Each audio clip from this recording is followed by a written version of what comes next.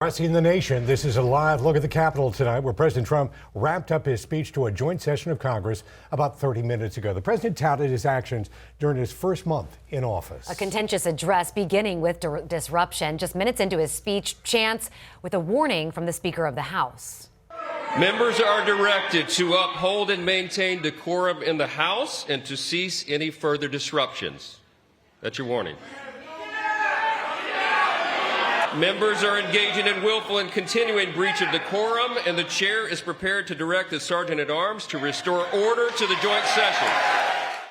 And moments later, you see it right here, Democratic Representative Al Green of Texas was escorted out. President Trump proceeded with his speech, touting his policies on the economy, diversity, equity, inclusion, and immigration. Another big focus tonight was government cuts and firings. Many Democratic lawmakers invited fired government employees to be their guests at the address.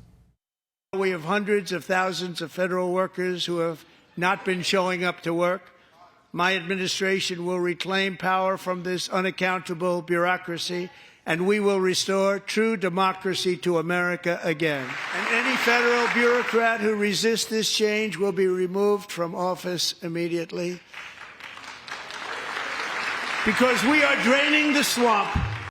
The president also touted plans for the future, from tax cuts to increase reciprocal tariffs for countries that retaliate for current U.S. tariffs. Michigan Senator Alyssa Slotkin gave the Democratic response tonight. Senator Slotkin rallied against the president's policies, also touching on government cuts and firings.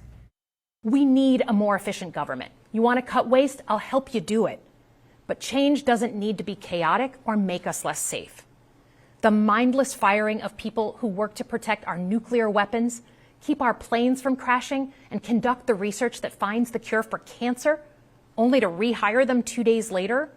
No CEO in America could do that without being summarily fired. Keeping you connected. Response to the president's address shows the divide here in Tampa Bay. As 10 Tampa Bay's Miguel Octavio explains, his supporters say that they're hopeful about the economy, while critics push back on government cuts by the Trump administration. The prices you pay $2.49 for things you need remain a challenge for John Swersinski of Clearwater. It's difficult because I have a family of 5. We need to put food on the table. We need to provide for the kids.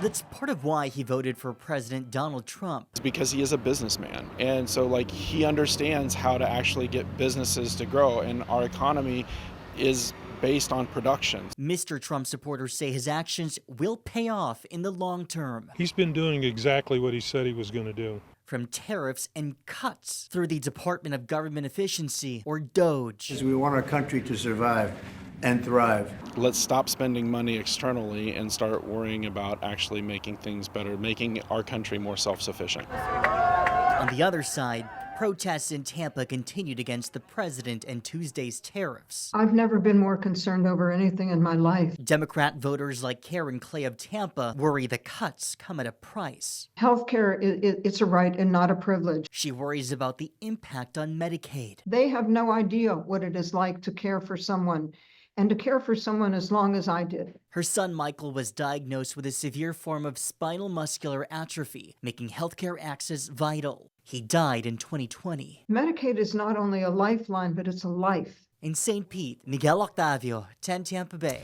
And we do have full coverage of the presidential address on 10tampabay.com.